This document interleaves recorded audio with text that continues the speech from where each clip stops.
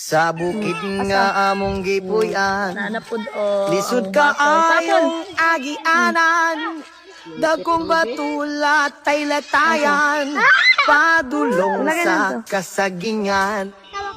Sa bukid nga among gipuy-an, lisod ka ayong agianan, dagkong batulat ay latayan, padulong sa kasagingan. Ibigay dun kay Tatay po. Panahon kung wala misudan, musuroy may sa kalasangan, lingi-lingi kami sa kadaplinan.